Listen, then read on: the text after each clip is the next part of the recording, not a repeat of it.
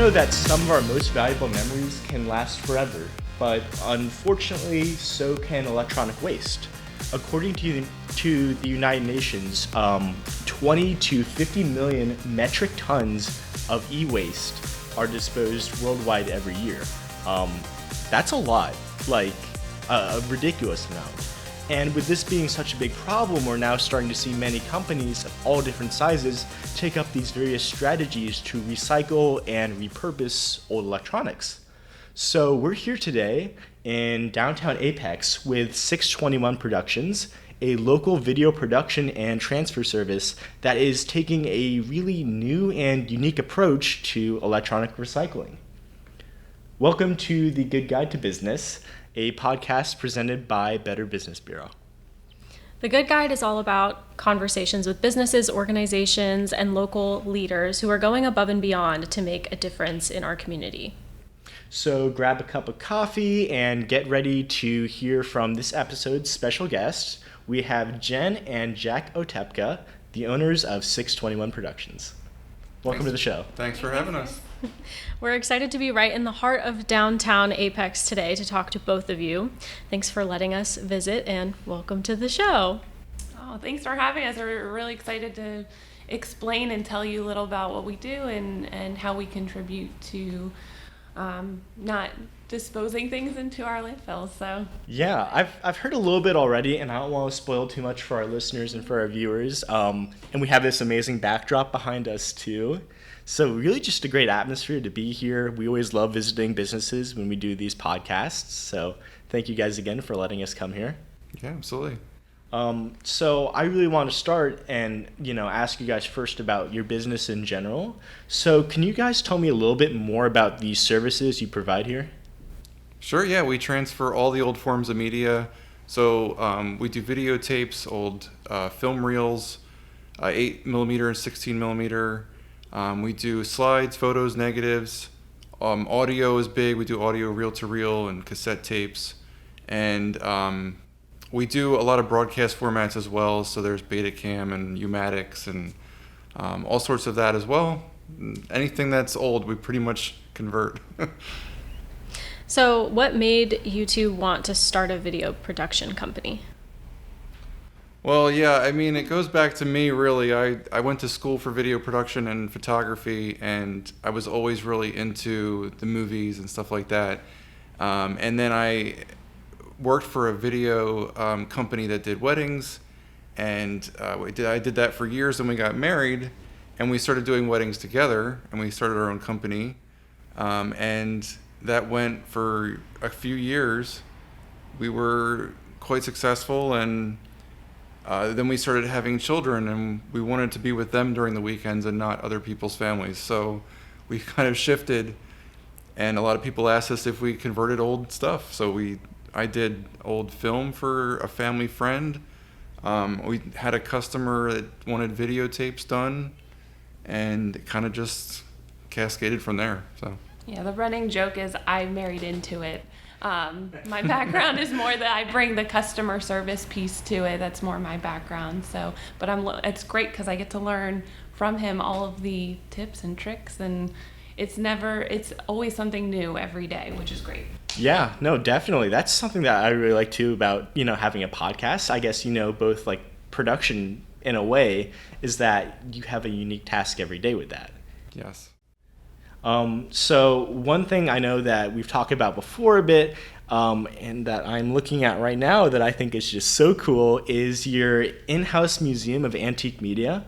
So can you guys tell us a little bit more about this, where all this stuff comes from, and basically what you do with it? Yes. One of our key attributes is trying to keep things out of the landfill. We have over 17 years amassed this collection of customers. Just once we transfer their stuff, they have it and they don't know what to do with it. Sometimes you can go on eBay and there is some value, but a lot of times it doesn't work. So we've created a museum.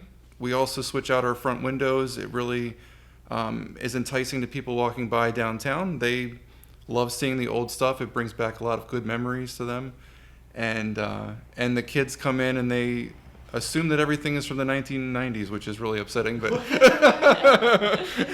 but it's great for them too. We do let people handle this stuff as well, so it's not just visual. People can hold an old camera and press the shutter and it clicks still, and that's really it really is sentimental to some people. And for people who aren't with us any longer, they can have that memory and brings back some happy times. So there's that as well. But we really like to keep as much as we can and recycle and make use of it. So that's what we're doing. And it really draws people in because as people walk by, not a lot of people know that we're here. So they see it in the window, they come in, and it, like Jack said, it brings them back. And sometimes they don't even think that it's possible to recover their memories. And the feeling of seeing these old items, the memorabilia, people feel more secure letting it stay here, knowing that others are going to be able to value it as well. Yeah, it's really great that you guys have found such an educational way, I guess, to preserve all this. A little bit of a side question here. Do you guys have any favorite artifacts that you have on display here? One of my favorites is the old projectors, but we also have there's some Edison records. They're the tube kind that were circular with the old horn that you would see in museums. And they're quite old, so we have one or two of them. And I think that's my favorite. You have one? I just really enjoy seeing the professional reels. I run a lot of our 8mm and 16mm films, so I've seen a lot of footage. But we are huge Disney fans, so I love seeing all of the old, Mickey Mouse, Donald Duck on the 8mm films, which we have some here. That's really cool. That is really cool. So why is electronics recycling important to both of you? There is so much waste. I've always been really big into recycling, not just this kind of stuff, but, even paper and the stuff that we normally do in our homes. But it weighs on me a lot because of what we see come through here. So we are digitizing slides, and videotapes take up a lot of space.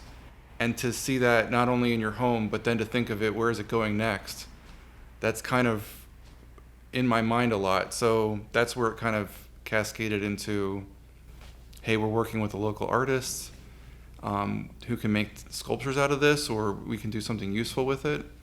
And so we've really kind of pushed that.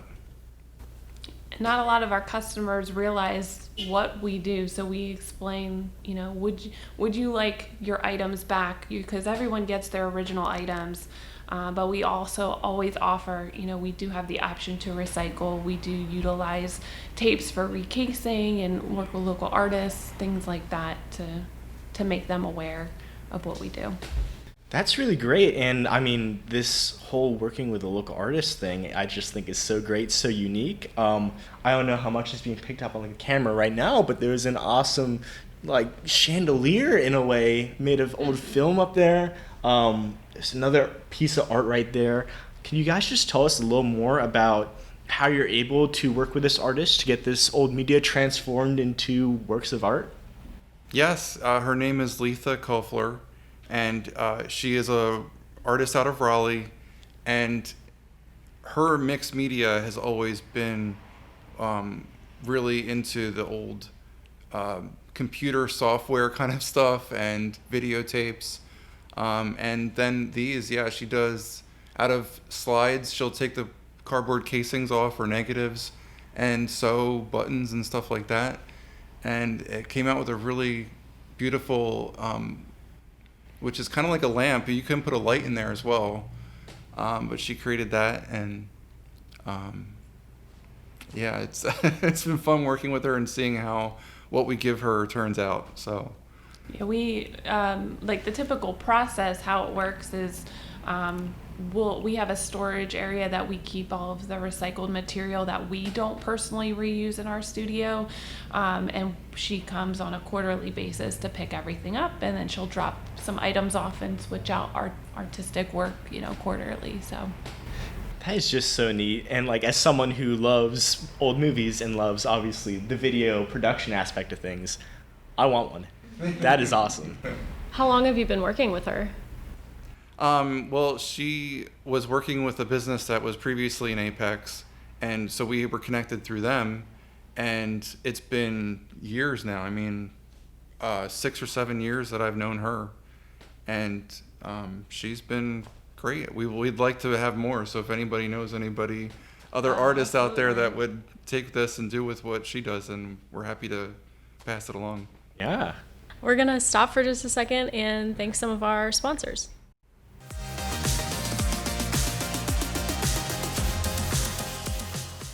This episode of the Good Guide to Business podcast is brought to you by Ultra Roofing. Ultra Roofing is a family-run roofing business serving the Triangle and surrounding areas with over 15 years of experience. Through our business, we cherish the opportunity to share our life, passion, and success with those that we love and trust. At Ultra Roofing, we take pride in the roofs we install because our name and reputation are at stake. "We got you covered" is more than just a slogan. It's our mantra. We treat every roof we install with the utmost care. We don't take shortcuts, and we don't use lesser quality materials. What you say about us matters, and we don't take any job for granted. When you work with Ultra Roofing, you won't be disappointed with the end result. Visit ultraroofing.net today or call 800-977-3110. That's 800-977-3110.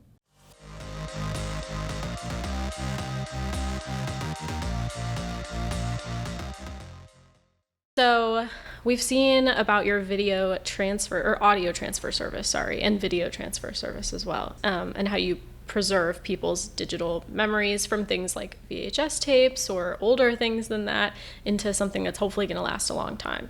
Why did you decide to offer a service like that to people? I mean, it really goes back to what we used to do. We kind of transitioned from doing wedding videos to what was the next step, and it really kind of fell into our laps. But then at the same time, I don't know. That's a good question. Well, from just a human connection standpoint, I've always enjoyed getting to know people through my work, establishing connections. I used to be a barista for Starbucks, so just talking to people on a daily basis and getting to know them was something that I really enjoyed doing in my line of work. And doing media transfers is almost an extension of that, because not only are you taking something that is so sentimental to someone, but you're also, you have a sneak peek into their life. And you're able to kind of connect with someone through that way, because you're preserving their memories and allowing them to share that with future generations. And the joy that you see on people's faces when they're like, wow, you can do this, you can recover. I haven't seen this person in years. They may have passed on. I haven't heard their voice in so long. Like, it really touches them in a way, and being able to be a part of that is probably one of the reasons that we both got into it. That's really great hearing how much you guys get out of it, that kind of joy. And I'm always thinking too, like, media preservation is a big thing. Like, we always hear about these important films in our history that are lost because people couldn't preserve them or digitize them. But even on like a small aspect, like a smaller scale for families, what you guys do, I think it's really important that they get those memories and they get to have those forever, because, film, unfortunately, is something that won't last forever, but if we digitize it, it could. Absolutely, and it goes off of what she said. We're really making that connection, and we also are able to sometimes save damaged items as well. So if someone has a house fire, they may go through and total the house, but stuff that you find that may be hidden in a corner or something may be smoke damaged, but we can still clean it and recover it, and then make it digital so that you can have a copy and carry that on through the family history. So we're big into that as well. That's awesome. What are some of the biggest things that you guys want our listeners and our viewers to know about 621 Productions? That we're a local independent business It's literally mom and pop, my wife and I, and that's. Well, yeah, we are mom and pop. We are local. Obviously, we would love everyone to support local. What really differentiates us from big box companies is the amount of quality, time, and effort that we put into our product, as well as the extra step of, making sure that the items that are transferred are staying out of the landfill, that we are repurposing, that we do have, that extra step. We do take pride in our work. We work with a lot of generations that aren't familiar with the newer formats. So, we take the time to go through the process with everyone, explain the difference between a DVD and a flash drive. And we really pride ourselves in the quality of our work and the knowledge that we can bring to our customers. Yeah, and everything you guys have said and I've heard, it really sounds like you guys are tied into this community here in Apex, that you're here for them and you just love being here. So what does this community, Apex, the surrounding area, what does it all mean to you guys? Well, Apex has been really great as far as a connection for us, because when we first moved to North Carolina, that was our hometown. I mean, we picked Apex right from the beginning, and the community is wonderful. The local shops downtown are wonderful. Even the other business owners, we all get along, and we are all a tight community as far as helping each other out and making sure that we're all successful. So I think that's really great. And, we're a diverse community. That's wonderful. It's not just, I don't know what else. And what's great is that Apex is still growing. It's not done expanding. They're going through so many upcoming changes that we're very excited to be a part of. But yeah, it is a very tight-knit community. Do you guys have a favorite memory or something that particularly stands out of things that you've recovered for people? Something that particularly touched you? A lot of times, like Jen said, we have audio come in, and it'll be a reel-to-reel audio that they have not played in 30, 40 years, and it'll be their parent or their grandparent that they haven't heard in years. And just to take a few minutes with them and say, hey, let me put it on the machine really quick. It's open right now. You can listen to it right now. And we've had people, just take a step back, and their emotion in their face, you can just tell how happy they are. Because reel-to-reel audio is one of those things people don't think still sounds good, and it really does. It sounds sometimes like it was done yesterday. So for them to be able to hear their parent or grandparent again, and just to have that connection, it's sometimes overwhelming for them, and we are known to have tissues. But I think for me, we work with a lot of downsizers and assisted living facilities for people who are going through different stages of life. And I recall there was a local social media influencer, yes, a social media influencer whose father was, probably had 2 weeks to live, and she had all of his 8mm film, and we're talking 4,000 feet, and she's like, if there's anything that you can do for me, I just want him to relive his memories, and sure enough, we were able to get everything together for him, and he was able to view everything before, he passed away. But she was so grateful, and you can tell there's such a relief that just comes off of their shoulders sometimes when they hand things to you. So that's probably one of the most memorable for me. And it goes back to the personal connection. You come in and you can meet who's working on your project. It doesn't leave the studio. We're here working on it here, and we can do things like that. If it's a 2-week turnaround, which you can't get any other place, you can't send it away and get it back. We can work with customers that way, and it's very rewarding for us. It's great to see their reactions and it's a happy time. So That's so cool that you started your careers like preserving memories in weddings, like as they happen, and then now you're preserving memories that have already happened and bringing them back, sort of. That's so awesome. Do you guys have any social media that you want to plug on here so that people can follow you? yeah, absolutely. We're on Facebook, Instagram, Twitter, LinkedIn. It's just at 621 Productions. YouTube, pretty much everything.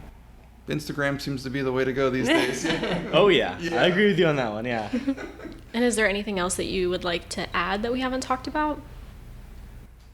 No, we're thankful for the Better Business Bureau. I mean, it's great having the support that you guys have given us, and working with other local businesses and really trying to do the right thing for the environment. And yeah, the Torch Awards we've won, I should put them out.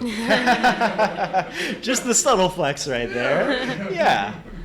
Well, thank you guys so much for agreeing to be on the show and for welcoming us into your building here. It was really great hearing even more about, your environmental initiatives, but also, how you preserve these memories for people and these personal connections you make. So thank you guys so much again. Yeah, thank you. Thank you. Thank you. And to all of our listeners, thank you guys for tuning into this episode of The Good Guide to Business. You can follow us on social media at BBB Eastern NC. That's on Twitter, Facebook, Instagram, YouTube, probably some others, LinkedIn.